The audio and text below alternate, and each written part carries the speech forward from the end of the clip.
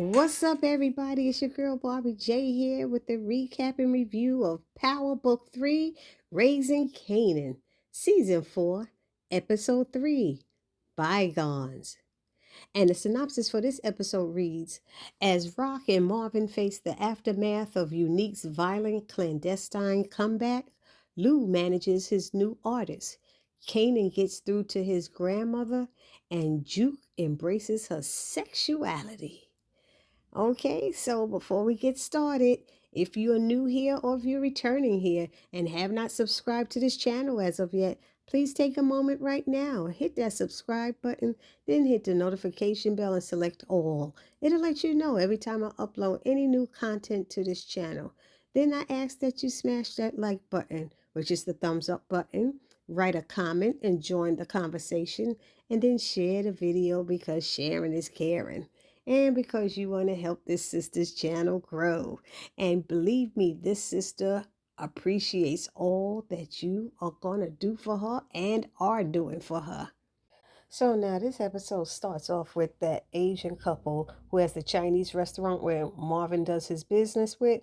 It's nighttime, they taking out the trash, and out of nowhere comes Unique with a gun pointed at them. And they're like they seen a ghost. And it was like, we thought you was dead. And he's like, y'all forgot all about me. He made them go inside, get all the drugs and money and pack it into a bag for him. And then he shot both of them and killed them. And I felt so bad because these people didn't do anything to him. They are innocent. But whatever this brain injury that Unique has, it's turning him into a serious monster, y'all. So then we have this scene with Jukebox and Marvin. They're sitting there eating breakfast, waiting for the army people to come because, Juke went AWOL and they take that real serious. So while they're sitting there talking, Marvin's like, what you want me to say to them? She's like, I got it. And at that moment, the doorbell rings and it's two gentlemen from the army. So they letting her know that absent without leave carries severe punishment. And she's like, punishment for what? And they said, because it threatens morale. And I was like, what? She said, well, I tried it. I didn't like it. It wasn't for me. So now what? And they tell her she took an oath to her country. And I'm sitting there going, you could take an oath all you want. But when you try basic training and it's not for you, what you supposed to do? You got to sit there and suffer through it? Somebody put that down in the comment section what y'all think about that. So they sitting there talking about they going to turn her case over to the military police. And she said all she needs is that entry-level separation. And so they told her that's only granted after an official review and a submission of the appropriate documentation. And I was like, what's all of that about? So she told them, I'm gay. Where do I put that in all your documentation? And the two officers look at each other and start whispering some stuff because they already know. And that's probably the main reason why she did do it, because she saw that other guy getting dishonorably discharged because he was gay. And then she challenged them to, why don't you send over them MPs, she said, and I could get me a lawyer and then say what I need to say to a judge. I said, okay.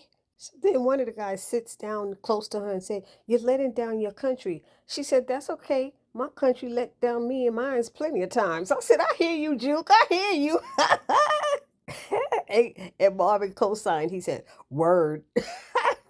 So they told her they're going to grant her that entry-level separation, but they hope she's not proud of herself. And she just sat back and looked at them like, whatever. I hope y'all not proud of yourselves neither. They got so upset they just walked out. So now we have a quick scene with Kanan and his grandmother. He brings her some medication that he's thinking is to fight the cancer. And she said, no, it's not, baby. She said, the cancer spread everywhere. Like, I'm dying and stuff. So he's like, he think it's good that people should see her before she, and it was hard for him to say before she goes or before she dies. But then she said, if they want to know how I am, they would have came around and checked on me. But Kanan didn't come around either. The only reason Kanan's there is because she called him. He's the only one she called. Why she didn't call Jukebox? You know what I mean? Well, she probably thinks Juke is still in the army or something. So then Kanan's trying to get her to do something which it seems their family doesn't do, is being real with each other and being open and honest and stuff. And he said maybe if Rock had been, more honest with me, maybe things would be different between me and her right now. And his grandmother said, but she's still your mother, Kanan. And I said, exactly. Show your mama some respect, boy. But he didn't like hearing his grandmother say that. But the last thing she did say is maybe it's time for me to be real with everyone, including myself. I said, okay, maybe Kanan's gotten through to her. And let's pray she has gotten through to Kanan. So now we have this scene with Lou coming in the house and Rilla is sleeping on his couch. And he makes him get up and clean up behind him. And he said, when I got you out of the joint, there was no deal about you crashing with me. I'm not in the market for a roommate. And he was like, I ain't got no money in my pocket. The deal I had crashing with a friend didn't work out. He started dating some woman. She got all these kids. He said, well, we're going to have to talk to Lowell about that. So they meet with Lowell, and Rilla and Lowell are going back and forth arguing. Lou's trying to be the mediator, telling them it's not working. Y'all need to deal with this. He needs an advance so he could have a place to stay. He ain't staying with me. And Lowell said, I'm not giving him another dime until I get off my chest what I need to say. And he gave them a whole history lesson on the Jews and how their record business got started with his brother or his uncles or whoever it was. However, this whole thing got started. And after all of that, he asked Rilla, did he learn anything? He said, not really, and didn't care. So he gave them the advancement, and then they left out of his office. But he was pissed about it. So next we see this quick scene with Jukebox. She's cleaning up. She threw the army jacket in the garbage. She threw the army boots in the garbage. Then she went in her closet and saw this jersey that made her smile. It made her smile and everything. You could see her light up. And it said butter on the front of it. And she took it off the hanger and threw that in the garbage too. And took it all to the trash. And I got to tell you, that butter thing made me sad because I thought they could have been great. It could have been wonderful. But those FBI agents or police officers, whatever, messed up her dream in one big swoop. So now we see Marvin driving by the Chinese restaurant and see all the police activity. And they said, can we help you? He said, yeah, I was coming by for my number 37. What happened? So they must have told him what happened. So he went and told Rock. So she's like, we're going to have to step up security on the other restaurants. So because these guys might think they can hit all of them or something like that.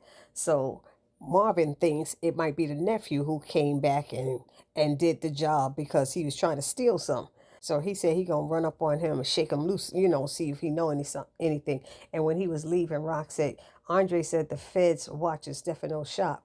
He's like, okay, like, why you telling me? He said, well, they said that they saw you leaving out of there. And Marvin said it wasn't me. And she said, they know what you look like. He said, then they lying or something like that.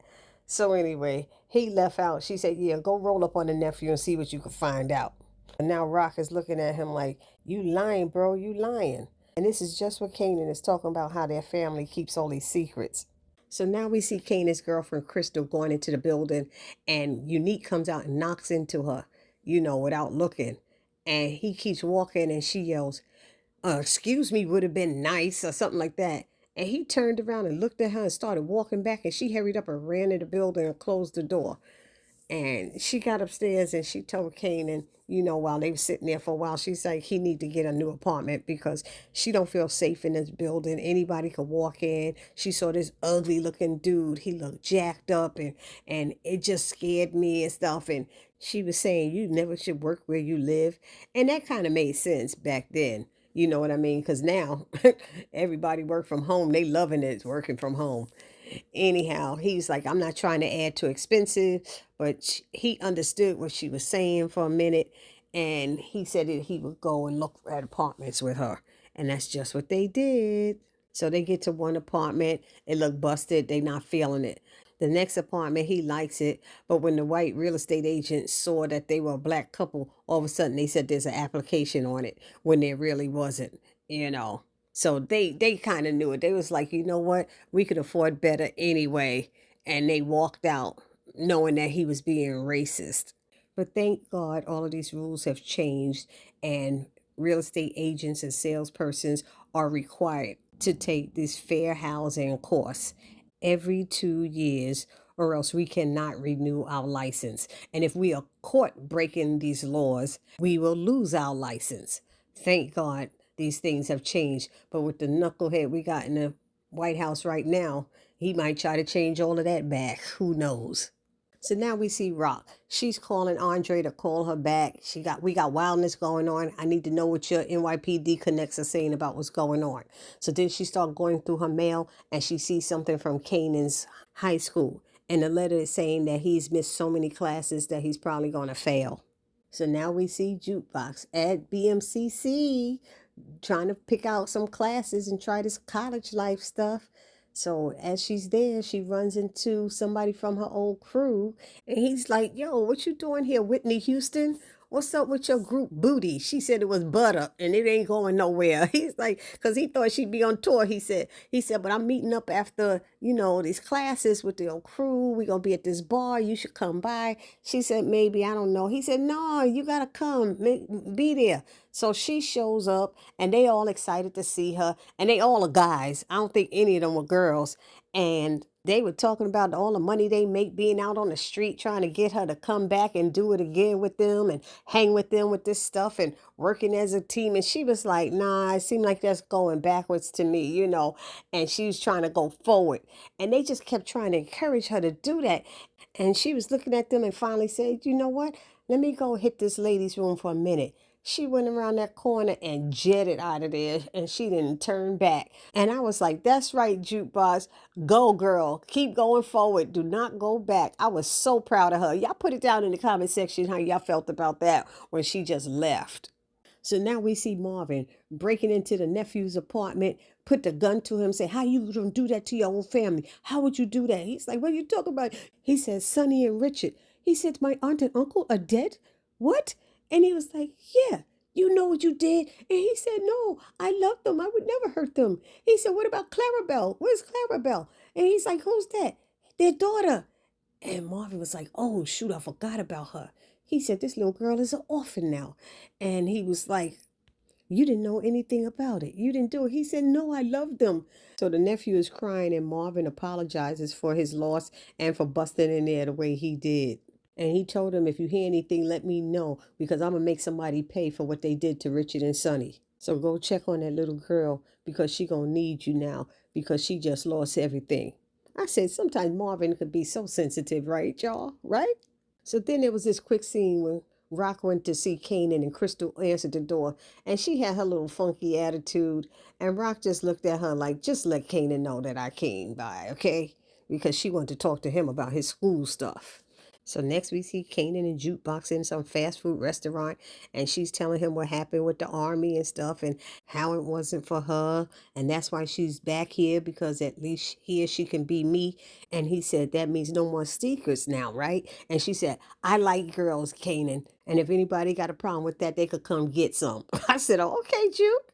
And he said, that's what I'm talking about, Juke. Be you, girl. So then she asked him where's Famous at, and he was like he don't know, and he ran down all the information that he heard and everything else about him talking to police and them talking to his moms and all this stuff. And she said, Fame ain't no snitch like that. He say dumb shit, but he don't snitch. And she said he probably in LA with his sister around some pool saying some dumb stuff to some chick, and Kanan laughed saying, you probably right. That sound like him. And then Kanan asked her, is she gonna mess around with this music stuff again? And she said, nah, she's done with it. And he said, but it's always been your dream. And she said, I only dream when I'm asleep, Igga. And I'm wide awake up in this MF for now. I said, wow, she's gotten hard now. So now this scene was interesting. Marvin goes to see this guy Early, who's a mechanic. And Early is the one that Unique called when he was left for dead at the side of the road. And so he's been crashing at Early's house all this time. So I had no idea that Marvin knew him. So Marvin's asking him, did he know anything about that Chinese spot that got hit?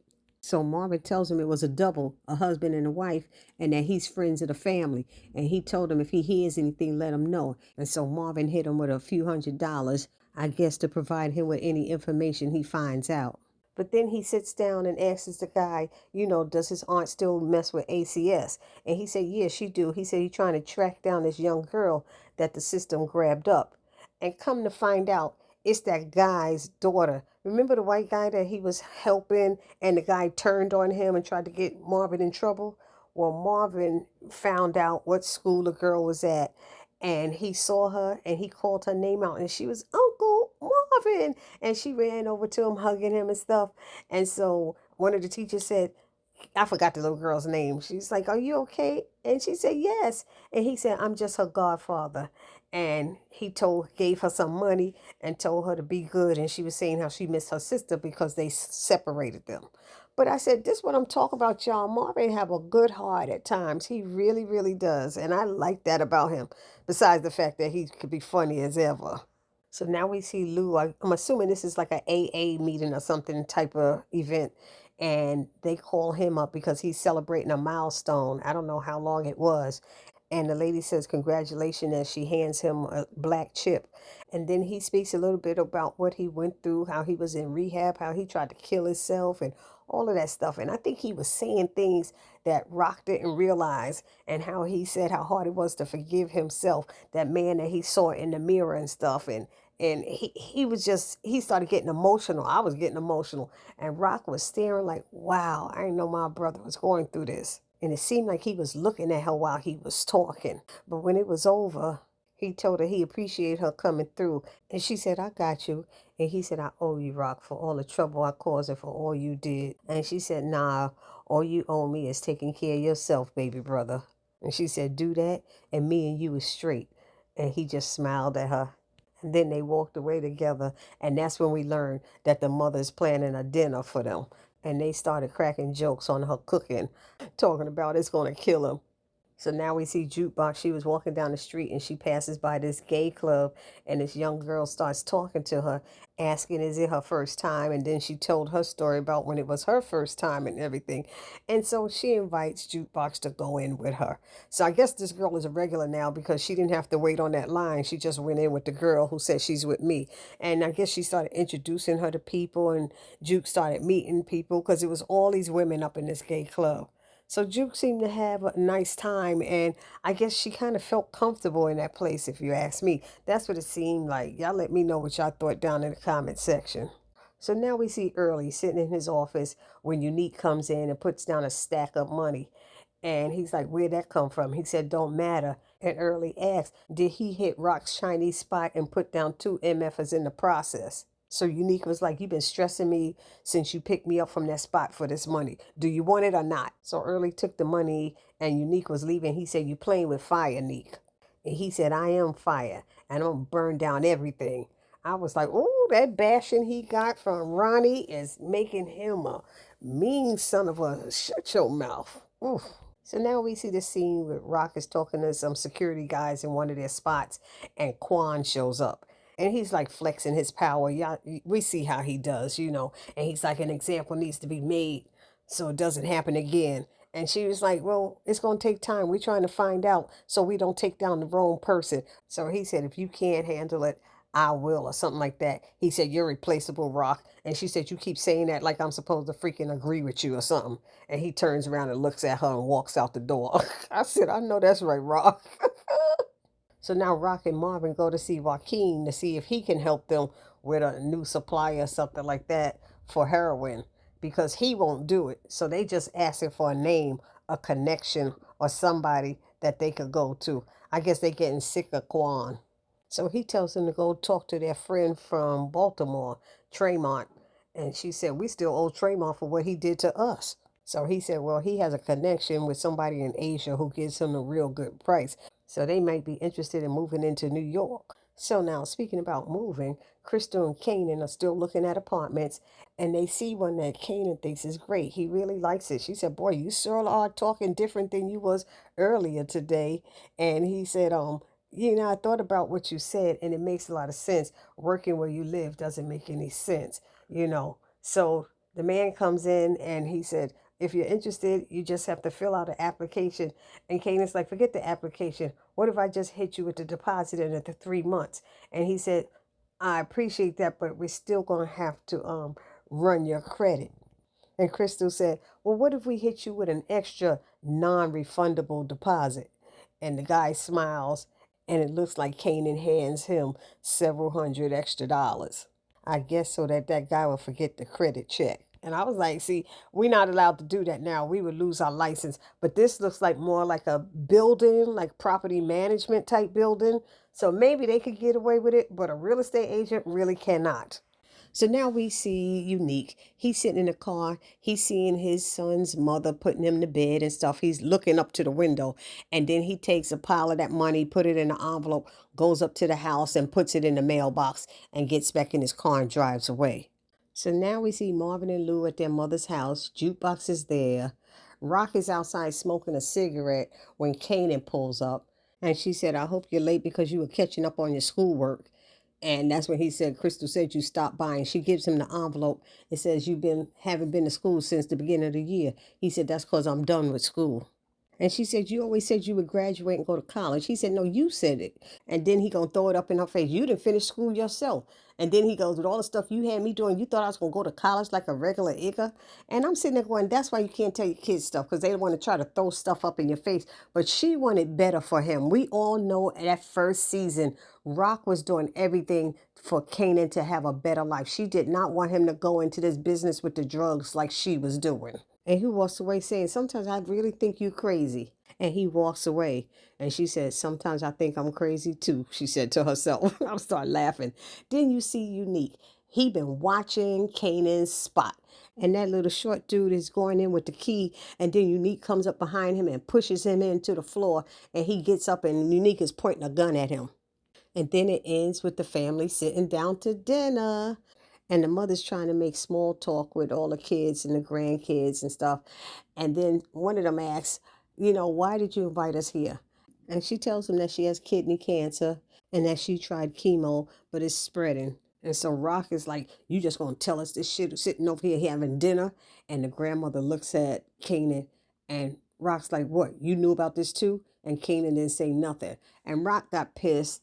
And the mother said, I'm not trying to make anything right. I was just letting y'all know that I'm dying. You could do what you want with all this information. And Rock just walked out the house. And the grandmother looked at Kanan again, and Kanan's just sitting there with his mouth hanging open like, I can't believe my mother reacted like that. The boys are still sitting there. Marvin and Lou were cool and everybody else. But Rock, she just lost it on it. So I don't know. Y'all let me know what y'all thought about this down in the comment section. Give me your 2 cents. And I will see you all in the next video. Please do not forget to subscribe, like, comment, and share. It's your girl, Barbie J, saying peace.